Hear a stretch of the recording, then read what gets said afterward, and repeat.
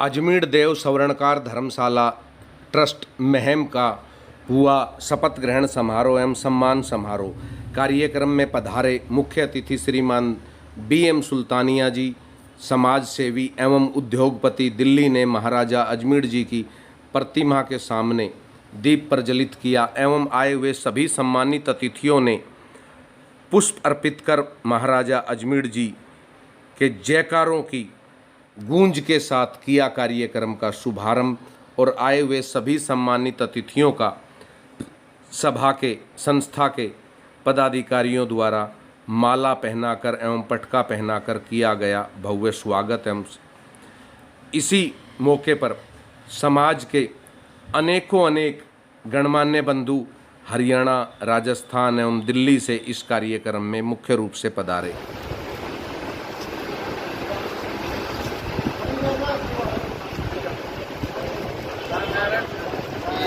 कार्यक्रम को आगे बढ़ाते हुए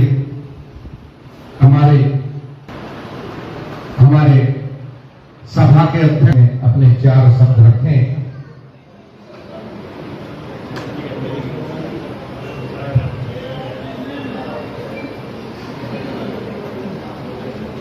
बड़ा नहीं जो भाव से बहती जिसमें रफ्तार नहीं, हरिकर है हार्दिक स्वागत। मुझे हाल ही में इस संस्था का अध्यक्ष के इतिहास के बारे में, इस संस्था का जो आरंभ हमने शुरू किया था वो 24 अगस्त 2008 को किया था। जब तक हमारे पास ये जमीन नहीं थी, हमारा एक सपना था कि हमारे समाज की एक धर्मशाला हो और इस धर्मशाला के इस विषय को कारगर करने के लिए हमने अपने लोकल समाज के भाइयों को एक प्रदर्शन किया। हमारा महम का एक प्राचीन मंदिर है मनसा देवी मंदिर। उस मंदिर में 24 अगस्त 2008 को इकट्ठे हुए थे। उस समय राजकुमार रामा जी को प्रधान नियुक्त किया गया था, धर्मशाला के लिए भी और समाज के लिए भी। उस दिन हमने वही बैठ, उसी दिन सबसे पहले जब धर्मशाला का नाम आना शुरू हुआ तो हमारे समाज के अंदर एक से एक गाली की हमारी धर्मशाला हुई। उसी दिन सबसे पहले 1 लाख रुपए धर्मशाला के लिए बोले थे। उसी दिन भाई कृष्ण राजकुमार रामा जी के परिवार से इनके पिताजी के नाम पर 51,000 रुपए दिए गए थे।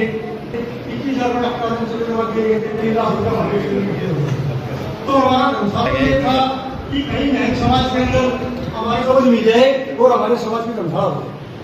तो ये सामने जो कुमार धर्मशाला है, इस धर्मशाला में 3 हिस्से कर दिए थे। 500 गज कुमारों की, 500 गज सुनारों की और 500 गज प्रजापति ब्रह्मचारी वालों की।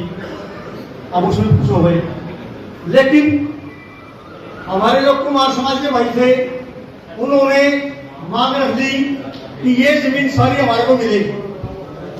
भाई बहुत अच्छी बात है, हम भी पहुंच जमीन जाएंगे महोदय के पास।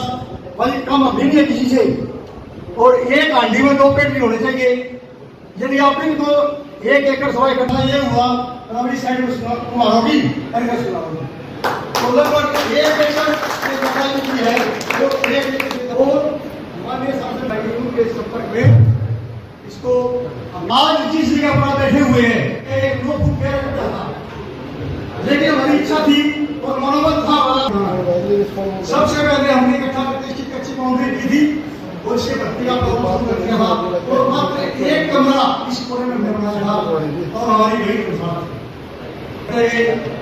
राज्यों ने सहयोग भी दिया। तो हमारे बीच में श्री बनवारीलाल जी के हमारे बीच में आए और उन्होंने देखिए 5 लाख आप जब बड़ियों की तरफ परिषद में जाकर गए वहां भी किया था तो ये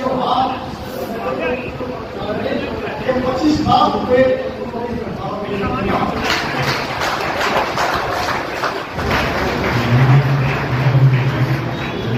और होते हैं, लेकिन उनका प्यार, स्नेह, समर्पण सदैव समाज के प्रति झलकता रहता है।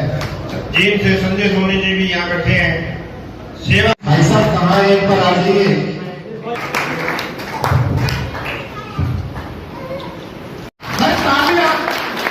ये ताली में 11,000 रुपए लाइब्रेरी बनती है तो आप लोगों के सहयोग से बनती है।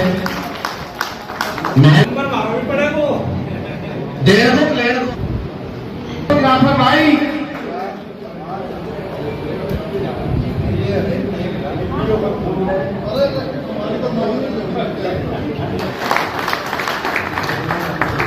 ये आप न होते तो ये गजल कौन कहता, इन कागज के फूलों को कमल कौन कहता।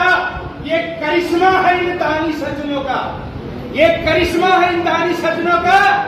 अब तालियां भी चाहूंगा इस मेरी अंतिम लाइन के साथ। ये करिश्मा है इन दानी सजनों का, वरना इन पत्थरों को ताजमहल कौन कहता।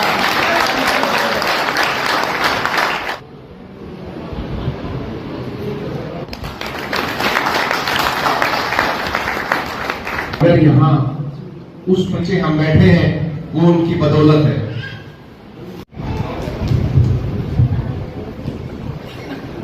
जमीन दे दी गई थी, हमने इसकी कच्ची घेराबंदी शुरू की थी। आज जिस जगह पर आप बैठे हुए हैं आपको सुनकर ताजुब होगा, क्योंकि काफी लोगों ने तो इसको देखा भी नहीं था। मैं तो शुरू से इसके साथ में जुड़ा हुआ हूँ। ये जगह एक 9 फुट गहरा गड्ढा था, लेकिन हमारी इच्छा थी और मनोबल था हमारा कि हमने इसको धर्मशाला को बनाना है। सबसे पहले हमने इकट्ठा करके इसकी कच्ची बाउंड्री की थी और इसके भर्ती का प्रोग्राम शुरू कर दिया था, और मात्र एक कमरा इस कोने में हमने बनाया था और हमारी वही धर्मशाला थी। समाज गरीब था, धीरे धीरे मिलकर पैसे इकट्ठे करते गए। भाइयों ने सहयोग भी दिया। तो हमारे बीच में श्री बनवारी लाल जी के पौत्र और कृष्ण सोनी के भतीजे कपिल सोनी जी हमारे बीच में आए और उन्होंने बात रखी कि मैं इस धर्मशाला को 5 लाख रुपए दूंगा। लेकिन हमारा प्रयास था मैं वही 5 लाख क्यों, आप जब बड़ियों की धर्मशाला में परिषद में जाकर के वहां 10 लाख देते हो तो सुनारों की धर्मशाला में 5 लाख क्यों। हम तो ये चाहते हैं, परमात्मा ने आपको आज बहुत कुछ दिया है, आप इस धर्मशाला को बना दो। और ये 25 लाख रुपए से उन्होंने भूमि पूजन किया था। और ये जो हाल जिसके अंदर बैठे हुए 3 कमरे साथ में, ये 25 लाख रुपए उन्होंने इस धर्मशाला को देकर के अपना। ये हमारी धर्मशाला का पहला चरण था जब हमने इसकी धीरे धीरे भर्ती करनी शुरू की। फिर हमने समाज को जोड़ना शुरू किया और एक प्रथा शुरू की कि भाई यहाँ से 21,000 रुपये जो भी हमारे को देगा वो हमारा ट्रस्टी बन जाएगा, चाहे कोई भाई कैसे भी दो। 21,000 के हमने ट्रस्टी हमने बनना शुरू कर दिए। बोर्ड ये लगा रखे नाम सारे भाइयों ने। हमारा सेकंड चरण आरंभ हुआ। सरकार ने हमारे पास 2000 जो हमारी माताएं बहनें, इनको नमन करता हूँ। मंचासीन हमारे बुजुर्ग वरिष्ठ आदरणीय सम्मानित हमारे जितने भी यहाँ पर मुख्य अतिथि के तौर पर आए हैं, वरिष्ठ अतिथि के तौर पर आए हैं, सामने बैठे हैं, मेरे सभी भाइयों सभी बड़ों को सादा नमस्कार और सुप्रभात। मेरा नाम भारत सोनी, मैं 2009 CPF बैच का पोस्टर हूँ और फिलहाल अभी दिल्ली में कार्यरत हूँ। हेडक्वार्टर्स में अपना कुछ दायित्व दिए गए हैं प्रशासन के और इंटेलिजेंस के, वो देखो। जैसा कि रमेश जी बता रहे थे कि कुछ सहयोग करना है या किसी को अपना जॉब के रिगार्डिंग, तो आप सभी को बता दें कि अभी कुछ दिनों में काफ़ी सारी वैकेंसीज आने वाली हैं और ठीक ठाक वैकेंसीज आएंगी। तो जो भी बच्चे हमारे लायक हैं या जो सर्टेन क्वालिफिकेशंस को अगर रखते हैं तो वे अपना अप्लाई करें। जहाँ तक भी हो सकेगा हम उनका पूरा सहयोग करें। ज़्यादातर चीज़ों में क्या होता है कि एक छोटी सी चीज़ मैं कहना चाह रहा हूँ, कई दफ़ा जैसे हम भी PO होते हैं, कई दफ़ा काफ़ी चीज़ें करने की होती है हाथ में, लेकिन बच्चे नहीं होते हैं। फ़ोन करके पूछते हैं कि कोई है बच्चा, किसी ने फॉर्म भरे हैं या पहुंचा है कोई या नहीं पहुंचा। तो सबसे मुश्किल चीज़ तो यही होती है कि लोग पहुंचते ही नहीं हैं, और अगर पहुंचते भी हैं तो सिफारिशें लेके आते हैं, तो इधर की उधर की या किसी और की। तब थोड़ा सा कष्ट होता है कि हमारे भी तो बहुत सारे बच्चे ऐसे हैं जो जिम्मेदार हैं, जो अपने कमज़ोर वर्ग है या अपना मजबूत वर्ग है, लेकिन वो पहुँच ही नहीं पा रहे हैं। सिर्फ और सिर्फ जो एक नॉलेज है आपकी, जो आपको इन्फॉर्मेशन का अभाव है। लेकिन अब इन्फॉर्मेशन तो रमेश जी ने आपको दे ही दी है। तो इस इन्फॉर्मेशन के साथ यही कहता हूँ कि हर एक चीज़ में, हर एक एग्ज़ाम में निकलने में 80% मेहनत तो बच्चे की होती है। वे फॉर्म भरे, कद काठी ठीक हो, थोड़ा एजुकेशन क्वालिफिकेशन जो सर्टेन जो दी गई है वो पूरी करो। उसके बाद जो रोल आता है 20% का, वो हमारे हाथ में होता है। तो उस जो 20% में है उसमें हम 200% आपका सहयोग करेंगे। तो यहाँ खड़ा होकर मैं, मेरे काफ़ी बुजुर्ग, काफ़ी बड़े में से काफ़ी सम्मानित व्यक्ति हैं, हमें सौभाग्य मिला कि यहाँ पे हमें एक छोटा सा स्थान दिया, आपने इतना मान सम्मान दिया। तो ये सम्मान दिया जाता है तो इसकी जिम्मेदारी बहुत बड़ी होती है। ये जो अंग वस्त्र जो पहनाया जाता है हमें, इसकी जिम्मेदारी बहुत होती है। कहते थे कि जिसके पास जितने अंग वस्त्र हैं वो उतना ज़्यादा धनी रहा होगा, क्योंकि समाज ने उनको इज्जत दी। तो जब भी समाज में इज्जत दी जाती है तो एक बहुत बड़ा भार होता है। तो मैं भी कोशिश करूँगा कि आप मेरी तरफ हाथ बढ़ाएं, ताकि ये कम से कम थोड़ा बाहर में उतार पाऊँ, थोड़ा सा आपका सहयोग कर पाऊँ। बाकी बड़ा अच्छा लगा यहाँ पे, अगर इतने सारे लोग इतनी गर्मी में, इतनी परेशानी में आए, अपना समय निकाला, तो आप सबके कीमती समय के लिए, आपका आदर सत्कार के लिए बहुत बहुत धन्यवाद। एक साथ हो पाए, एक दूसरे के संपर्क में आ पाए। और आज के हमारे मुख्य अतिथि श्री प्रवीण जोड़ा जी, यतेंद्र सिंह जी, हमारे जिला अध्यक्ष भाजपा के फतेहाबाद से एवं सिरसा से, इनको बहुत बहुत बधाई देता हूँ। एंड भरत सर, मैं आपसे पहली बार रूबरू हो पा रहा हूँ, तो आपको भी बहुत शुभकामनाएं। मैं फिलहाल अभी पिंजौर पोस्टेड हूँ, कालका पंचकुला क्षेत्र में। मैं अभी भी हमारे समाज के लिए, या मैं जहाँ पर भी मैं पोस्टेड रहा हूँ, तो मैं रमेश जी के भी संज्ञान में लाना चाहूँगा। रमेश जी, मैं अभी भी तैयारी कर रहा हूँ आगे फर्दर एग्ज़ाम्स की। और मैं जैसे फतेहाबाद था तो मेरे साथ फतेहाबाद के भी काफ़ी हमारे स्वर्णकार समाज के जुड़े हुए थे मेरे बुजुर्ग, तो उनके बच्चे जो आज भी तैयारी कर रहे हैं वो मेरे संपर्क में हैं। और अभी मैं फतेहाबाद से पंचकुला चला गया हूँ, तो मेरी आज भी फ़ोन पर उनसे, अभी यूपीएससी का रिसेंटली 27 मई को पेपर आने वाला है प्रीलिम्स का, तो काफ़ी हैं जो मेरे संपर्क में हैं अभी भी, और मैं उनको अच्छे से गाइड करता हूँ। जो भी, अगर और भी कोई मेरा भाई, मेरे से बड़ा चाहे छोटा, जो भी कोई तैयारी करना चाहता हो, चाहे यूपीएससी की चाहे एचसीएस की, तो मैं थोड़ा स्पेशलाइजेशन उसमें ही रखता हूँ। तो अगर कोई भी ऐसी कोई सरकारी नौकरी की तैयारी करना चाहता हो तो मेरा नंबर है सभी के पास, रमेश जी या कृष्ण अंकल शेयर कर देंगे। तो कोई भी अगर बच्चा, कोई भी मेरा भाई, कोई भी बहन अगर तैयारी करना चाहती है तो मेरे से ज़रूर संपर्क करें। मैं जितनी हो सकेगा मैं उतनी पूरी मदद करूँगा।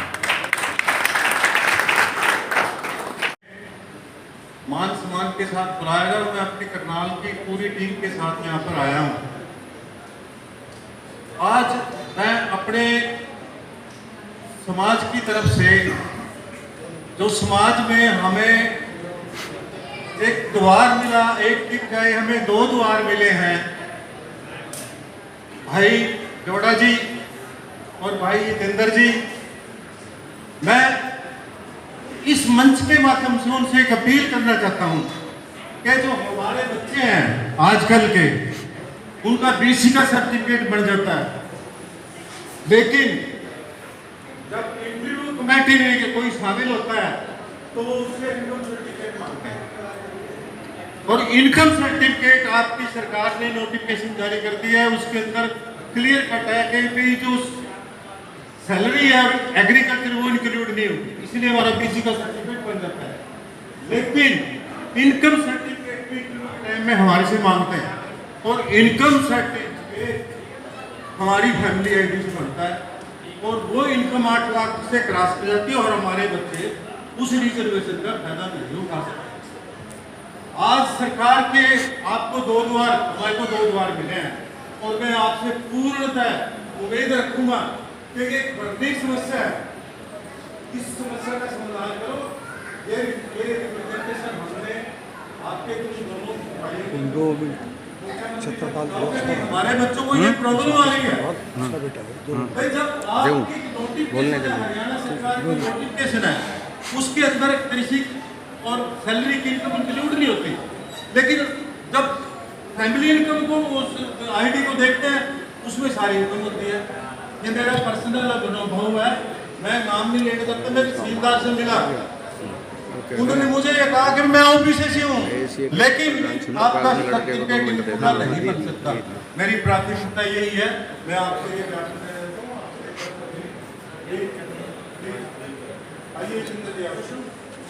भाई दूसरा माइक दियो हमारे बीच।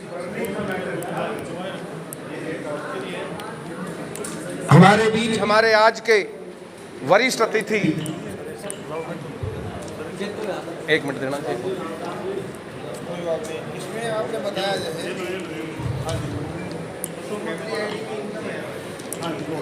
हमारे बीच आज के हमारे वरिष्ठ अतिथि रमेश भामा जी बालक वाले, हाल निवास दिल्ली, पधार चुके हैं।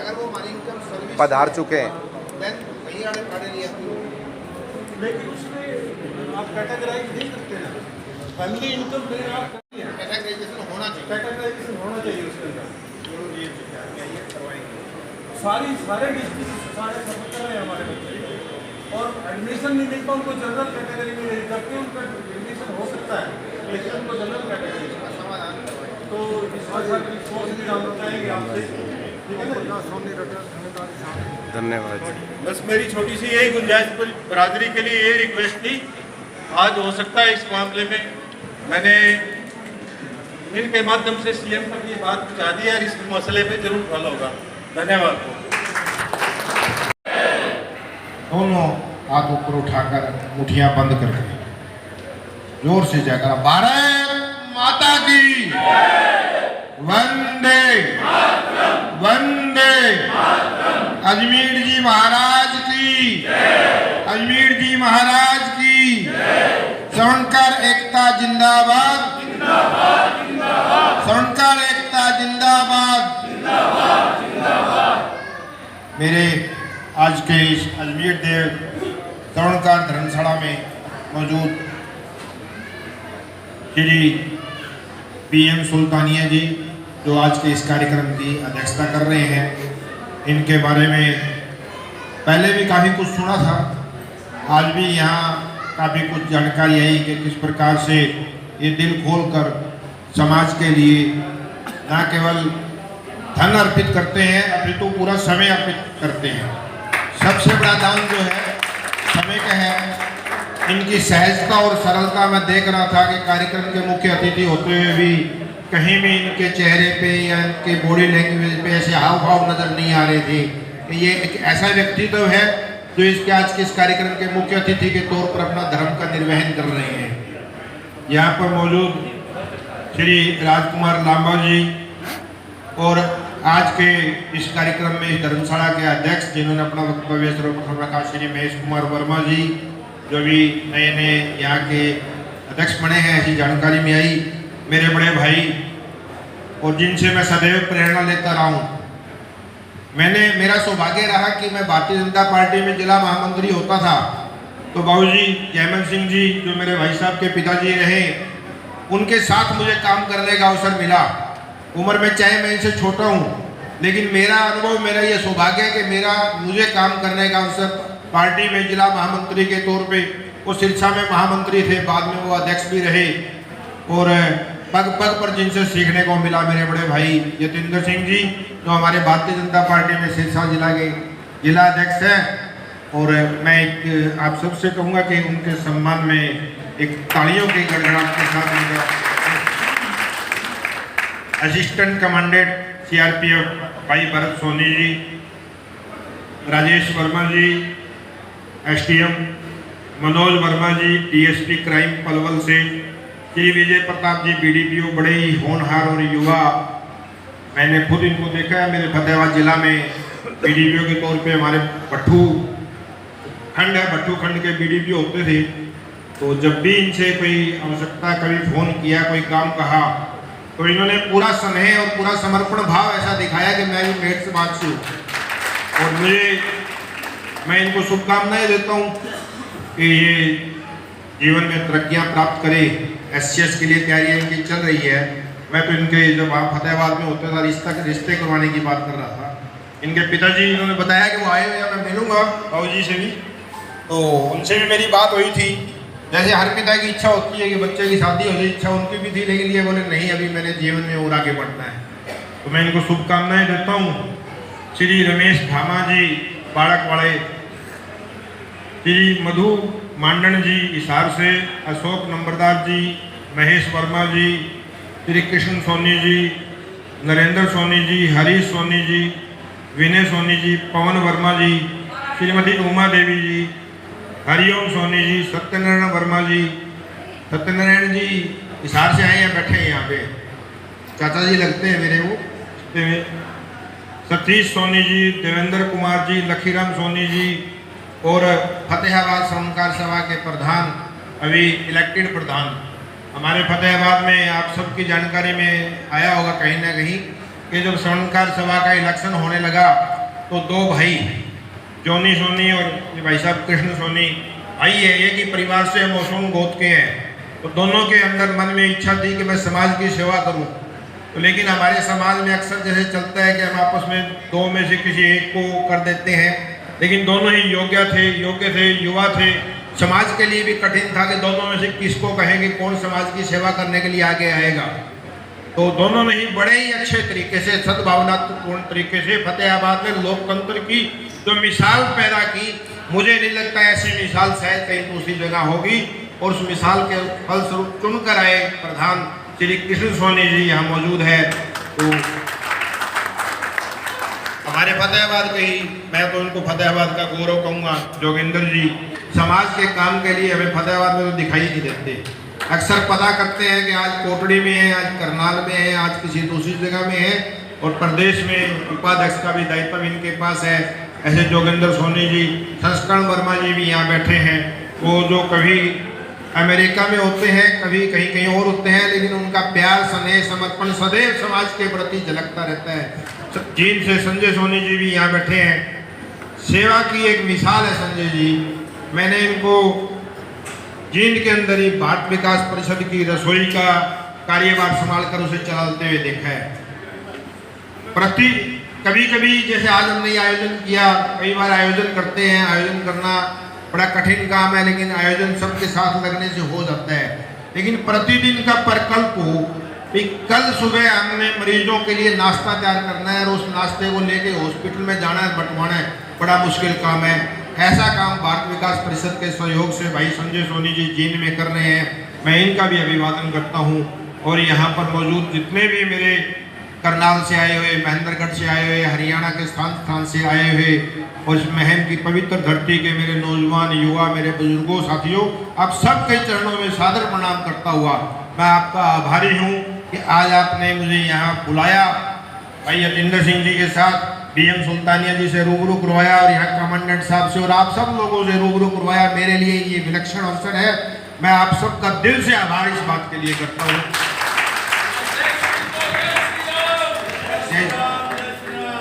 मेरे बुजुर्गों, नौजवान साथियों, भारतीय जनता पार्टी ने जिस प्रकार का सम्मान, यह सम्मान मेरा नहीं है, यह सम्मान भाई यतिंदर सिंह का नहीं है। जब भी कोई राजनीतिक पार्टी विचार करती है तो यह विचार करती है कि हम इस आदमी को कोई दायित्व देंगे, जिम्मेवारी देंगे, पदभार देंगे, तो इनकी बिरादरी के कितने प्रतिशत वोट है, कितने लोगों को वोटों का लाभ, कितने लोगों का लाभ हमारी पार्टी को मिल पाएगा, इस प्रकार का विचार करती है। और हम सब जानते हैं कि संख्या में शायद हम इतने ज़्यादा नहीं हैं कि हमारी पार्टी का कोई एक भी व्यक्ति किसी जिले का अध्यक्ष बनने के हिसाब से फिट शायद नहीं बैठता होगा। लेकिन भारतीय जनता पार्टी ने ना केवल एक, दो, हरियाणा में 2 जिलों का प्रधान श्रवणकार सभा के 2 बच्चों को बनाया। इस बात के लिए मैं मेरी पार्टी का आभार करता हूँ, भारतीय जनता पार्टी का आभार करता हूँ और आप सबसे कामना करता हूँ कि भाई जिम्मेवारी बहुत बड़ी दी है, ये जिम्मेवारी छोटी नहीं है। और भारतीय जनता पार्टी श्रवणकार समाज का आज ही नहीं, पहले से सदैव सम्मान करती रही है। सिर्फ इस बात को समझने की जरूरत है। आज हम 2 बने हैं। हमारे से पहले भिवानी के अंदर शंकर धोपड़ जी जिला प्रधान होते थे। और अगर हम राष्ट्रीय स्तर पर देखें तो हमारी पार्टी के बहुत बड़े बड़े पदाधिकारी भारतीय जनता पार्टी में उच्च स्तर पर है। ना केवल भारतीय जनता पार्टी में, आरएसएस में भी उनका नाम प्रोटोकॉल के नाते मैं ले नहीं सकता। बहुत ही हमारे जो देश के नीति निर्धारक लोगों में है, हमारे समाज के लोग बैठते हैं और हमारे समाज के लोग देश की नीतियां तय करते हैं। ऐसी जगह पर हमारे समाज के लोग हैं। भारतीय जनता पार्टी ही एक ऐसी पार्टी है जिसने हमारे ही समाज के 3 लोगों को देश में सांसद बनाया। सुनील जी, कैलाश जी और एक शंकर लालवानी जी। 3 लोग ऐसे हैं हमारे समाज से जो भारतीय जनता पार्टी सांसद बने हैं। और देश भर के अंदर पूरे देश की विधानसभाओं में अगर देखें भारतीय जनता पार्टी से हमारे समाज के 50 से ऊपर विधायक हैं। मैं ये आप जानकारी की सकता। और इस प्रकार से हमारे समाज को जो पार्टी सम्मान दे रही है, हमारा भी फर्ज बनता है, हमारा दायित्व बनता है कि हम सारे राजनीतिक भेदभाव भूलकर, सब प्रकार के विचारों को भूलकर भारतीय जनता पार्टी को अपना सहयोग दें। अगर हम समाज को सच्चे मन से समर्पित हैं और अगर हम समाज के फायदे की, समाज को आगे ले जाने की बात सोचते हैं, तो मैं सामाजिक मंच से दृष्टता करूंगा ये बात कहने की कि हमें भारतीय जनता पार्टी के साथ जुड़ना चाहिए। भारतीय जनता पार्टी के साथ ही हमारे समाज का भविष्य है। दूसरी बात, मैं कभी मेरे भाई साहब मंच संचालक महोदय कमांडेंट साहब को कह रहे थे कि हमारे बच्चों में योग्यता है, हमारे बच्चे पढ़ते लिखते हैं, हमारे बच्चे फिजिकली फिट है। ये सच्चाई है इनकी बात में, इसमें कोई दो राय नहीं है। लेकिन मैं आप सबको एश्योरेंस देना चाहता हूँ, आप सबको इस बात के लिए बताना चाहता हूँ कि भारतीय जनता पार्टी ने तो बिना खर्ची और बिना पर्ची के हरियाणा में नौकरियां देने की शुरुआत की है। उसमें भी हमारे समाज के युवा सबसे आगे है नौकरियां लेने के लिए। आप किसी भी शहर के अंदर देख लीजिए, किसी भी आप जिले में चले जाइए, हर एक शहर के अंदर 2-4, 5-6 युवा ऐसे हैं जो बिना किसी की सिफारिश के, बिना किसी के कहे आज उच्च पदों पर है और वो समाज नौकरियां पाने में सफल हुए हैं। वो सिर्फ इसी वजह से हुए हैं। जो पूर्व की सरकारें थी, युवा पढ़ने से भरोसा खो चुका था।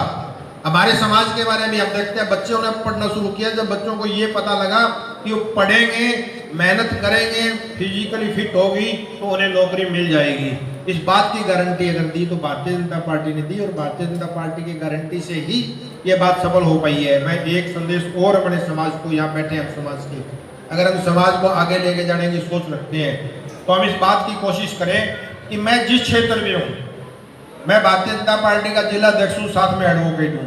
एक एडवोकेट होते हुए मेरी कोशिश ये होनी चाहिए कि जब मेरा कोई सोनार बिरादरी का कोई बच्चा आता है तो मैं उसे मेरे साथ कोर्ट में बिठाकर उसे कामकाज सिखा सकूँ, उसे सिखाने में प्राथमिकता दूँ।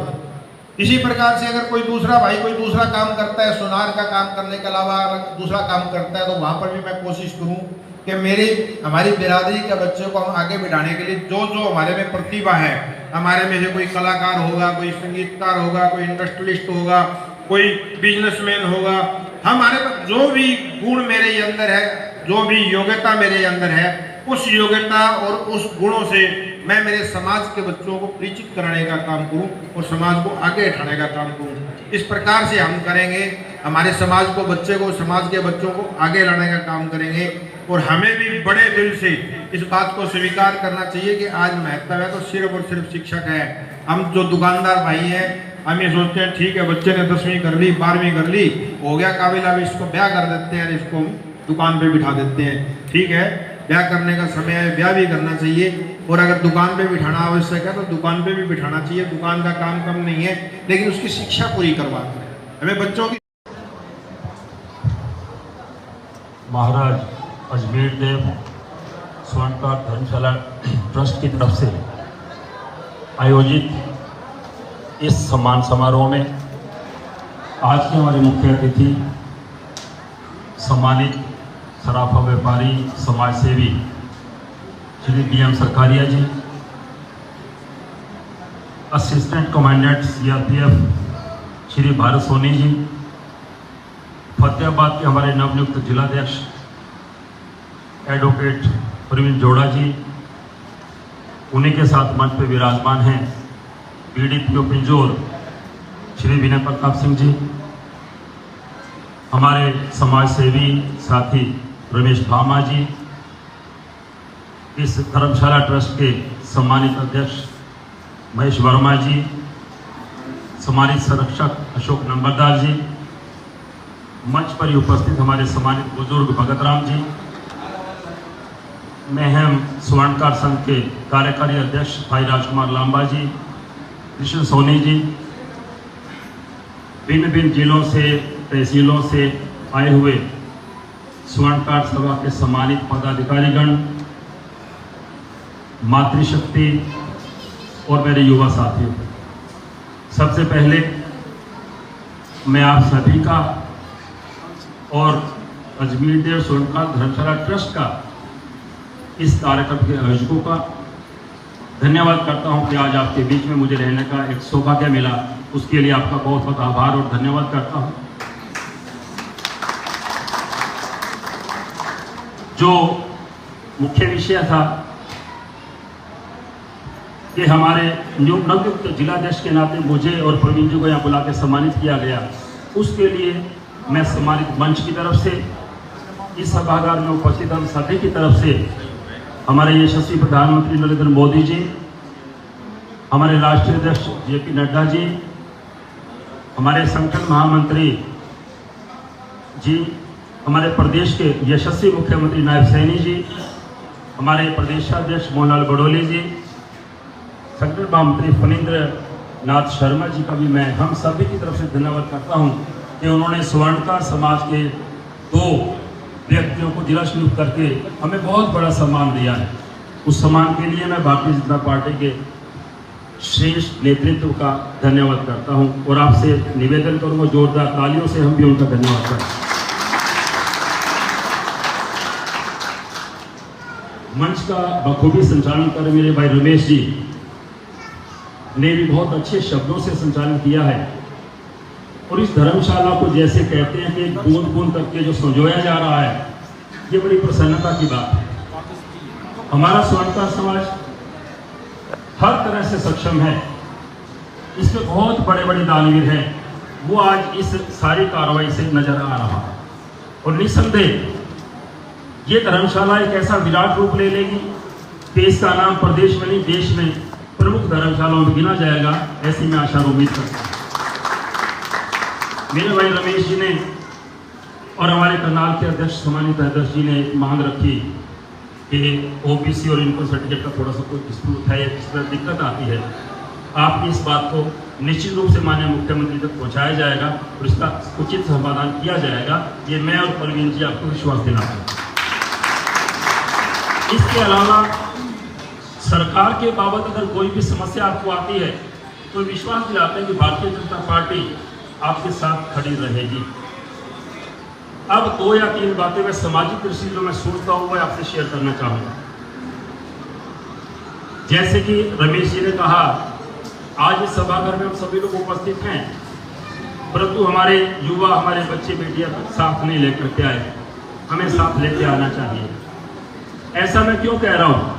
आजकल हम देखते हैं कि हमारे बच्चों को अपने रिश्तेदारियों के बारे में ज्यादा पता नहीं है। उस पता ना होने की वजह से एक समस्या क्या पैदा हो रही है, हमारे बच्चे योग्य हैं, सक्षम हैं, परंतु उनके रिश्ते, अच्छे रिश्ते करने में हमें दिक्कत आ रही है, क्योंकि हमें एक दूसरे का पता ही नहीं है, आदान प्रदान नहीं होता हमारे आपस में। तो इस बात का विशेष ध्यान रखें कि जो सामाजिक हमारे लिए सामाजिक फंक्शन है स्वर्णकार समाज ने किया है, इसकी उपस्थिति और बड़ी हो सकती थी अगर हम अपने परिवार के सदस्यों को साथ लेकर के आते। तो भविष्य में मैं चाहूंगा हम इस बात का विशेष ध्यान रखें। अगली जो एक समस्या जो मैं समाज में देखता हूं, कई बार जाना होता है, रोजगार की समस्या हमारे आगे, हमारे युवाओं के आगे रोजगार की समस्या है। उसके लिए मेरा एक सुझाव है, ये मैंने कई संघ दिया है, हमारे हनुमानगढ़ में, राजस्थान में कई बैठकें हुई हैं। मैं आज यही बात यहाँ भी कहता हूँ, हम जो भी व्यवसाय करते हैं, हम अपने व्यवसाय में पहला प्रयास ये करें कि हम अपने समाज के किसी योग्य युवक युवती को उसमें रोजगार दें। ऐसा प्रयास हमें करना चाहिए। इसको करेंगे तो हमारे युवाओं को हम कुछ और तरीके से एडजस्ट कर पाएंगे। तीसरा जो विषय आजकल सबसे बड़ी बात है, संस्कारों की कमी। बच्चों के अंदर अच्छे संस्कार मैं निसंदेह मैं बीच में शामिल हूं, हम नहीं दे पा रहे। बच्चों को वार त्योहार का नहीं पता, हमारी संस्कृति का नहीं पता, हमारे संस्कारों का नहीं पता, वो मोबाइल से बाहर नहीं निकल पा रहे। तो मैं ये निवेदन करूंगा आप सबसे, हम इस बात का विशेष ध्यान रखें कि हमारे बच्चों को अच्छे संस्कार मिलें, वार त्योहार मिलें, छोटे बड़े का मान सम्मान करने का उनको एक सलीका होना चाहिए।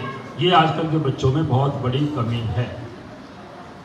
तो मैं तीसरी बात, जो चौथी बात आपसे करूंगा, वो इस राजनीतिक तरीके से नहीं कर रहा मैं आपको, ये कोई राजनीतिक मंच नहीं है, परंतु फिर भी हमें एक बात का मंथन करना होगा। अब जैसे जातीय जनगणना की बात हो रही है, इसमें मेरा एक सुझाव है कि जातीय जनगणना जो हो रही है उसमें हम एक अपना शब्द स्वर्ण सुनार या स्वर्णकार ही बोलें। अगर हम भिन्न भिन्न गोत्र या इस तरह से कर देंगे तो हमारी संख्या उस हिसाब से कम होती चली जाएगी। सोशल समुदाय वो सब की तरफ मैसेज आ रहे हैं, हर समुदाय को मैसेज देना भी चाहिए। अगर जातीय जनगणना है तो इसका उद्देश्य क्या है कि हम हमारी जाति की संख्या क्या है। राजनीति में कुछ लेना हो या राजनीति में कुछ देना हो तो मैं कहता हूं वो सिर्फ गिने जाते हैं। और मैं इस बात में कह रहे हूं, मुझे कोई संकोच नहीं है, हमारा स्वर्णकार समाज किसी भी सरकार में पूरी तरह से जो लाभ मिलना चाहिए वो लाभ हम नहीं ले पाए हैं। इसका सबसे बड़ा कारण है कि हम अपनी संख्या और अपनी ताकत को दिखा ही नहीं पाए। ताकत दिखाने का एक पॉजिटिव तरीका होता है। आप जनगणना में अपनी ताकत अपनी एक ध्यान रखिए कि एक शब्द यूज करें, सुनार या स्वर्णकार जो भी आप डिसाइड करते हैं वो आ गई। अगली बात, अब मैंने एक बात देखी, हमारा देश 47 में आजाद हुआ था। 47 से लेकर के आज तक हम कहीं भी देखते हैं, मैं सिरसा से बिलोंग करता हूं, आप यहां से जहां भी देखते हैं, हम अपने आपस में बहुत बटे हुए हैं। इस बात को भी मैं निवेदन करूंगा मेरे बुजुर्गों से, मेरे युवाओं से, मेरी माताओं से, इस बात का विशेष ध्यान रखें। वो कहते हैं समाज को आगे बढ़ाने का क्या तरीका है। एक पोस्ट आई सोशल मीडिया पे, समाज आगे कैसे बढ़ेगा, उसका जवाब क्या आया, टांग खींचने की बजाय हाथ खींचना शुरू कर दो। टांग खींचने की बजाय हाथ खींचना शुरू कर दो। तो मैं चाहूंगा हम एक दूसरे का हाथ पकड़ करके बड़ी ताकत से आगे बढ़ें, और ताकत से बढ़ने के बाद हमारी पहचान बनेगी, समाज की ताकत बनेगी। सरकार को ये मालूम होगा कि इस समाज में ताकत है। जो भारतीय जनता पार्टी की बात करूंगा मैं आपसे, तो मैं कोई राजनीतिक मैसेज तो नहीं दे रहा, परंतु एक बात आपसे अवश्य कहूंगा, हम सभी ओबीसी समाज से, पिछड़ा वर्ग से हैं। 47 से लेकर के 2014 तक जिन भी विपक्षी सरकारों ने शासन किया, उसके बीच में अटल जी के 5 वर्ष और कुछ महीने निकाल दें तो बाकी सभी सरकारों ने, चाहे वो किसी भी दल की रही हो, चाहे हरियाणा में रहे या चाहे इंडिया में रही, क्योंकि मैं राजनीतिक विषय नहीं ले रहा, एक विषय में ये जरूर ले रहा हूं, एकमात्र किसी ने भी क्या कभी पिछड़ा वर्ग के बारे में सोचा, दलितों के बारे में सोचा नहीं है। हम सभी लोगों को वोट बैंक के रूप में प्रयोग किया गया। इस बात को अगर आप सोचे मंथन करेंगे तो आपको मेरी बात सत्य नजर आएगी। 2014 से लेकर के 24 का बीच का जो कार्यकाल है, हरियाणा के लोगों को पता होगा, पिछड़ा वर्ग आयोग को संवैधानिक दर्जा अगर किसी ने दिया है तो नरेंद्र मोदी जी और मनोहर लाल जी के नेतृत्व में दिया गया। इससे पहले की कांग्रेस पार्टी ने इसके अंदर रुकावटें डाली थी। तो मेरे कहने का मतलब ये है, हम जब वोट देते हैं, हम जब वोट के लिए निकलते हैं, मैं वोट की अपील नहीं कर रहा, तो ये जरूर सोचें कि मेरा वोट मेरी उंगली से दबने वाला जो ईवीएम का बटन है, ये किसको मजबूत करेगा, राष्ट्र को मजबूत करेगा या परिवारवाद को मजबूत करेगा। ये बात बहुत जरूरी है। और भाजपा एक ऐसी मात्र पार्टी है जो अंत्योदय के संकल्प के साथ चलती है और एकात्म मानववाद के साथ चलती है। अंत्योदय का मतलब क्या कहते हैं कि समाज में अंतिम पंक्ति में खड़ा हुआ व्यक्ति जो है उस तक हमारा लाभ पहुंचना चाहिए। एकात्म मानववाद का मतलब यह है कि व्यक्ति और व्यक्ति में भेदभाव नहीं होना चाहिए, सभी के अंदर एक ही आत्मा, एक ही प्राणी बसता है। तो मैं आपसे निवेदन करूंगा, जो आज का समय चल रहा है, पहलगाम की घटना आपने देखी है, उस घटना में जिस तरह से निहत्थे पर्यटकों को गोलियों, सिर में गोलियां मारी गई और उनके साथ जो व्यवहार किया गया वो निंदनीय ही कहा जाएगा। तो मेरे साथियों, मेरी माताओं, मेरी बहनों, मेरे बुजुर्गों, समाज को मजबूत करें, सनातन को मजबूत करें, इस देश को मजबूत करें।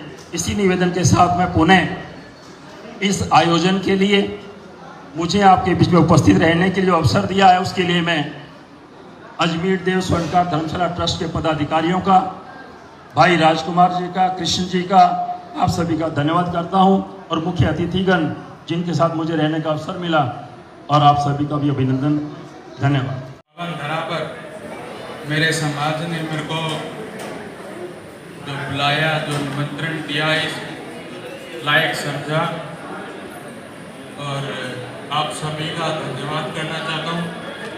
और जो रूपरेखा मेरे पिताजी और मेरे परिवार ने दी है और यही कोशिश करूँगा उसी राह पर चलूं। आपका बहुत बहुत धन्यवाद। उपस्थिति के वचन देता हूँ और शपथ लेता हूँ कि मैं अपने पद का निर्वहन करते हुए अजमेर देव धर्मशाला ट्रस्ट के संविधान अन्य नियमों में कानून का पालन करूंगा तथा समाज एवं इस धर्मशाला के हित में शपथ दिलाते हुए निष्पक्ष रूप से कार्य करूंगा। मैं ये वचन देता हूँ कि मैं इस धर्मशाला को अपना आराध्य देव मानते हुए मेरे परिवार में जब भी कोई शुभ कार्य होगा उस समय धर्मशाला के लिए भी श्रद्धानुसार कुछ राशि अवश्य दान करूंगा। मैं अपने परिवार में सुनार समाज के अन्य व्यक्तियों जो इस धर्मशाला के ट्रस्टी भी नहीं उन्हें भी धर्मशाला के लिए चलाई गई प्रति ट्रस्टी 100 रुपए प्रति महीना देने वाली योजना को अपनाने के लिए प्रेरित करूंगा। जब भी यह धर्मशाला की कार्यकारिणी तो हर बच्चे और बच्चों को पढ़ाओ, उनके जितने भी सरकारी जो योजनाएं हैं उनका लाभ उठाओ और अगर कुछ भी क्यूज आए कोई समस्या आए तो अपने अधिकारीगण हैं और अपने जितने भी जिला स्तर पे इनसे संपर्क करो और बच्चों को पढ़ाओ। बच्चों की पढ़ाई में समझौता मत करो, भले इसके लिए अपने को अपनी कुर्बानी भी देनी पड़े लेकिन इनकी पढ़ाई में समझौता मत करो। मैं समय बहुत कम लूंगा और बहुत उल्लास। आज तो मैं मान ही रहा हूँ हर्ष का दिन मैं मानूंगा दीपावली है, दीपावली मिलन समारोह है। देखो हमने बहुत रत्न देखे हैं, बहुत हीरे देखे हैं लेकिन हीरो में कोई नूर आज ही देखा है, ये कोई नूर आज ही देखे। अब इनका अंगुली में पहनना अपना काम है, इनको स्वर्ण में जड़ के अंगुली में पहनाओ, इन कोई नूर के सारे ये समाज भी आगे बढ़ेगा, समाज भी आगे जाएगा। मैं ज्यादा समय नहीं लूंगा, एक छोटी सी कहावत है मारवाड़ी में वो बोलूंगा, खाना माँ के हाथ का चाहे जहरी हो और चलना रास्ते का चाहे फेरी हो और बैठना भाइयों में चाहे बैरी हो। जय हिंद, सरकार एकता जिंदाबाद, सरकार एकता जिंदाबाद। ये भाई हमेशा आप लोगों के जैसा भी है, आप लोगों के 24 घंटे एटीएम की तरह आपके साथ रहेगा। कभी भी इस भाई को आजमा लेना, जब तक मेरे शरीर में प्राण है मैं मेरे भाइयों के साथ रहूंगा। अब छोटी सी एक विनती करूंगा मैं अधिकारियों से कि जाति जनगणना में स्वर्णकार लिखे सोने लिखे, अभी कंफ्यूज है। मैंने कई जगह न्यूज़पेपर में पढ़ा है स्वर्णकार लिखो, कोई कहते सुनार लिखो। तो आपसे विनती है कि इसका सही जो भी रिजल्ट आए हमें अवगत कराएं, हम वायरल करेंगे हरियाणा, राजस्थान, दिल्ली में भी। और स्वर्णकार लिखना हो स्वर्णकार लिखेंगे, सोने लिखेंगे सोने लिखेंगे। अब हमारे सुनार जोगेंद्र जी कह रहे सुनार लिखना है। मैं अब धन्यवाद करूंगा बहुत दिल से, तहे दिल की गहराइयों से हमारे ऊर्जावान ATM international currency Shri Ramesh ji Mandawala, जहां कहीं भी जिस समय भी जिस सीजन में भी दिन हो या रात हो कहीं भी हो, एक ही ऊर्जा के साथ, एक ही ऊर्जा के साथ समाज मेरा है, मैं समाज का हूं। मेरे पैसे रहे मेरे पास नहीं रहे, कुछ भी नहीं रहे, लेकिन मैं समाज के लिए तैयार हूं। और मैं हरियाणा के ऊर्जावान अध्यक्ष महेंद्रगढ़ से श्री लखीराम जी, जिनके पास ना सन ना साधन ना पैसे ना कोई व्यवस्था ना दूर दराज में व्यवस्था दिख रही, फिर भी तीसरी मंजिल धर्मशाला की तैयारी हो रही है। इसलिए इनकी दृढ़ निश्चितता के कारण दूर दूर जाकर, और आज देखो आदमी के एक मिशन होता है कि मेरे को तो खाली मछली की आंख दिखती है, तो कोई माई का लाल टाल नहीं सकता। दृढ़ निश्चयता होनी चाहिए। और कोई भी समाज में घर में आपस में होती है तो उसको क्या, मैं हमारे भाई को क्या मैं मंच पे ले आऊंगा, मेरे भाई ने मेरा किया, मेरे चाचा ने मेरे, कभी नहीं लाऊंगा। भाई तो माँ का जाया भाई होता है, चाचा चाचा ही होता है, ये हर घर में चलती है। यहाँ तक पहुंचेंगे तो आगे नहीं बढ़ पाएंगे। तो मेरा सभी महम के स्वर्णकार भाइयों के चरण कमलों में प्रणाम, इस धरा को भी प्रणाम। और ये सब घटनाएं होती है, इनको दिल पे मत लिया करो, दिमाग में तो रखनी पड़ेगी नहीं। रोग अगर लग गया तो दूर कैसे होगा, दवाई लेनी पड़ेगी, लेकिन दिल पे नहीं लाएंगे। और समाज के भाई आधी रात को भी जब याद करो, समाज के साथ, भाइयों के साथ रहना। और मैं बहुत कम पढ़ा लिखा हूँ, ज्यादा होशियार भी नहीं, सीधे शब्दों में मैंने मेरे व्यक्तित्व रखे। कोई गलती हो तो क्षमा करना। और एक बार जोर से स्वर्णकार एकता जिंदाबाद, स्वर्णकार एकता जिंदाबाद। और सभी मंच पे आसीन सभी पदाधिकारियों से मैं निवेदन करूंगा, व्यापारी स्वर्णकारों के किसी भी क्षेत्र, अरे आज सोनी जी तेरे चाचा ले गए, वो भी पैसे नहीं आए अभी तक तो, लेकिन आज अपनी वो हालत नहीं है। अपने हम भी कम नहीं है, हमारा व्यापार भी कम नहीं है, और हम व्यापार के क्षेत्र में बखूबी से आगे हैं। कारण ये भारतीय जनता पार्टी जो एक व्यापारियों की पार्टी है। और मैं मंच पे परवीन जी जोड़ा, भाई साहब सिरसा वाले अध्यक्ष जी से करता हूँ, कभी भी स्वर्णकार आएंगे तो आप स्वर्णकारों की जो भी भारतीय जनता पार्टी की मीटिंग हो, ये समाज तन मन से, धन तो मैं क्या कहूँगा, लेकिन जोश से पूरा तैयार है आपके साथ में, और पूरे जोर और जोश के साथ तैयार है। कभी भी ऐसा बोलेगा। स्वर्णकार एकता जिंदाबाद। अजमेर देव स्वर्णकार धर्मशाला ट्रस्ट संस्था की ओर से आए हुए सभी सम्मानित अतिथि, मुख्य अतिथि, वरिष्ठ अतिथि, विशेष आमंत्रित अतिथियों को एक प्रतीक चिन्ह देकर संस्था के पदाधिकारियों द्वारा किया गया स्वागत एवं सम्मान।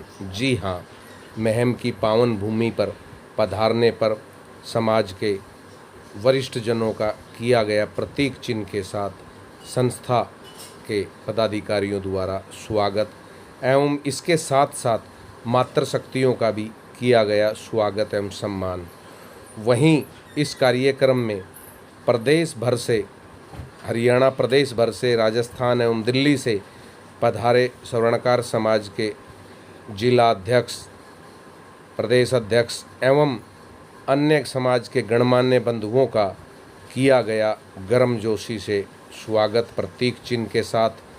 और वहीं समाज के, स्वर्णकार समाज के जो पत्रकार साथी हैं, उनका भी इस कार्यक्रम में किया गया स्वागत एवं सम्मान प्रतीक चिन्ह के साथ। इस कार्यक्रम में श्रीमान राजकुमार सोनी, गांव खटखट, नरवाना, जो पत्रकार साथी हैं वो पधारे। वहीं हमारे समाज के साथ पत्रकार साथी श्रीमान कुलदीप सोनी जी बरवाड़ा इस कार्यक्रम में पधारे और उनका भी भव्य स्वागत किया गया, सम्मान किया गया। और आए हुए सभी अतिथियों का यहाँ स्वागत सम्मान इनका देसी स्टाइल है, मूछें और पहनावा।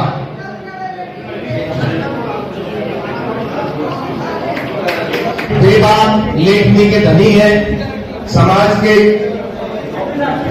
के पत्रकार हैं, समाज तक पहुंचाने का कार्य आप करते रहते हैं। और श्रीमान कुलदीप जी सोनी बरवाड़ा,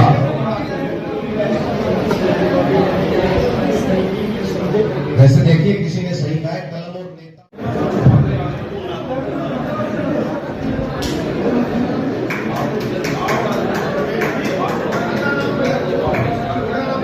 मैं आग्रह करता हूं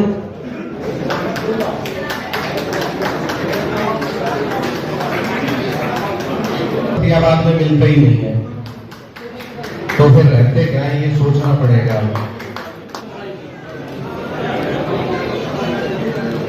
मैं आमंत्रित करता हूं हेमंत सोनी,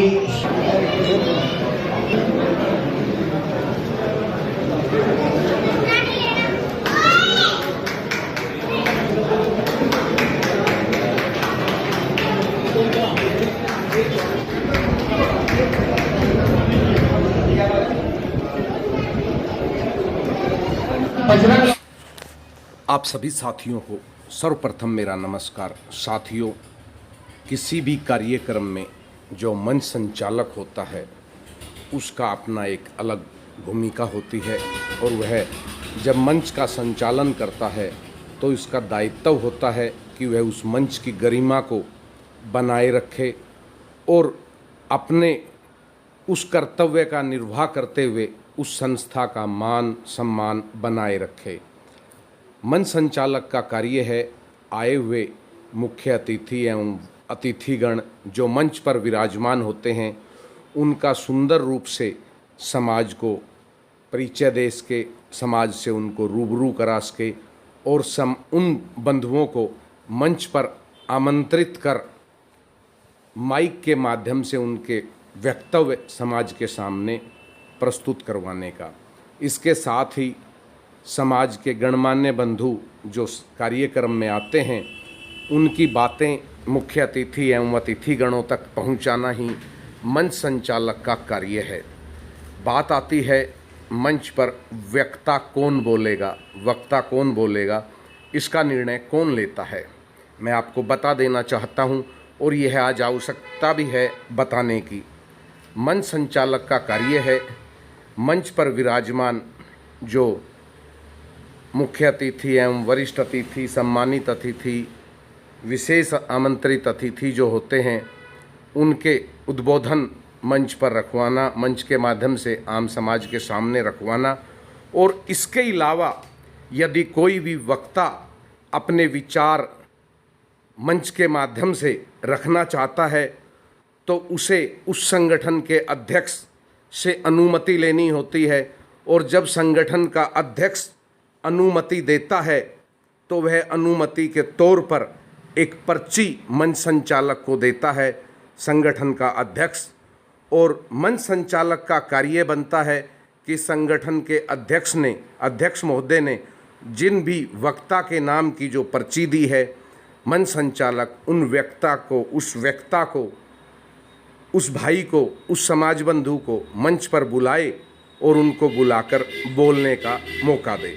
यह कार्य एक मंच संचालक का होता है। मंच संचालक अपनी मर्जी से किसी को नहीं बुला सकता, मंच संचालक अपनी मर्जी से किसी को माइक नहीं दे सकता। ये मंच संचालक का नियम है।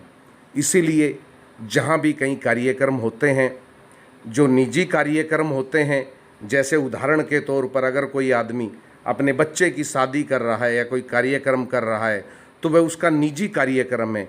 उसमें भी जिन लोगों को कार्य संभालने की जिम्मेदारी दी जाती है वे लोग उस निजी कार्य में के जो मालिक हैं, करने वाले, उनसे जाकर पूछते हैं कि भाई साहब भोजन खुलवा दें, ये कार्य कर दें। जब वह अनुमति देते हैं तभी वह कार्य होते हैं, भोजन खुलता है या अन्य कार्य होते हैं।